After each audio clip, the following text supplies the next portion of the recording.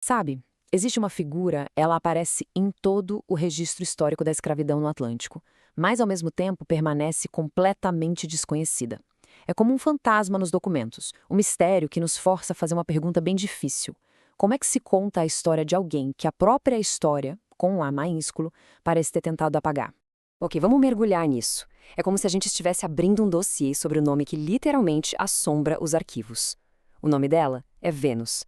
E a história dela, ou melhor, a falta de uma história, revela uma verdade bem perturbadora sobre como o passado é construído. Essa é a pergunta que dá o pontapé inicial na nossa investigação.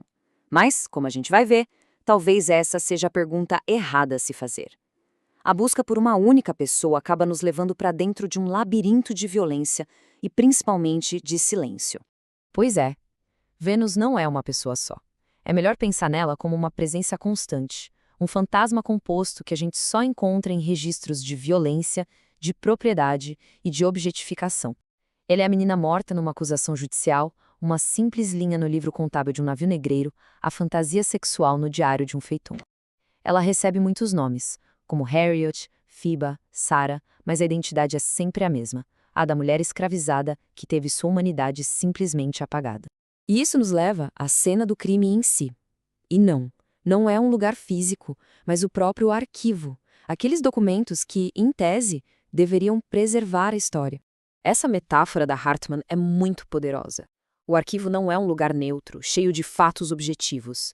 Para as pessoas escravizadas, ele se transforma num local de violência ativa. É um túmulo que preserva não a vida, mas a violação dessa vida. E aqui o problema central fica escancarado. O registro oficial documenta o poder, a força exercida contra as pessoas escravizadas, mas, no processo, apaga a existência delas.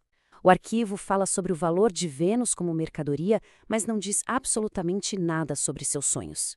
Ele registra o escândalo da morte dela, mas silencia a voz, os pensamentos e até a recusa dela em falar. Isso nos leva a um ponto crucial. Tentar escrever uma biografia comum, tradicional, a partir desse tipo de arquivo, acaba criando uma crise ética enorme para quem pesquisa a história. Esse é o primeiro dilema, né? Contar a história da violência, usando os únicos registros que existem, isso corre um risco imenso de cometer outro ato de violência só pela narração. Como é que se fala da dor sem expor a vítima de novo? E aí vem o segundo desafio. Como é que se honra uma vida quando os únicos registros são fragmentos e a história completa se perdeu para sempre? Tentar preencher essas lacunas pode ser só mais uma forma de violência, impondo uma história que não era dela. E essa é a pergunta final e super profunda que a Hartman deixa no ar. Será que algum ato de narração pode de fato construir uma ponte sobre esse abismo?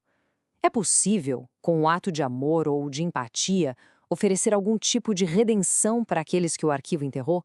Bom, diante dessa impossibilidade toda, a Hartman propõe um novo método, um jeito diferente de contar a história. Ou seja, em vez de inventar uma vida para Vênus, o objetivo é narrar as condições que tornaram a vida dela desconhecida. É sobre honrar essa própria impossibilidade. O foco muda de quem ela era para por que não podemos saber quem ela era. É uma maneira de testemunhar o silêncio. Aqui a ambição do projeto fica clara. Não é só para relatar o passado, sabe? É uma tentativa de reparação. Uma tentativa de usar a narrativa não para preencher as lacunas, mas para tentar curar as feridas que essas lacunas representam. Ok, mas por que essa abordagem histórica é tão importante hoje em dia? A resposta para isso nos leva a uma conclusão muito forte sobre o nosso presente. Isso aqui não é só um exercício acadêmico, de forma alguma. Trata-se de entender como o legado da escravidão continua a definir o presente. O silêncio que está lá no arquivo não ficou no passado. Ele reverbera hoje, na forma como certas vidas ainda são vistas como descartáveis e certas histórias continuam sem serem ouvidas. É nesse ponto que tudo se conecta. Esse trabalho une as vidas do passado com o projeto de liberdade que ainda está inacabado hoje. Imaginar um futuro livre exige que a gente confronte esses fantasmas do passado e o jeito como eles continuam a interromper e a moldar o nosso presente. E isso nos deixa com uma reflexão final. A responsabilidade de confrontar essas histórias silenciadas não é só de quem é historiador, é de todo mundo. Abrir esses túmulos, encarar a violência que eles guardam e, principalmente, ouvir o silêncio é um passo crucial para entender não só o passado, mas o mundo em que a gente vive hoje.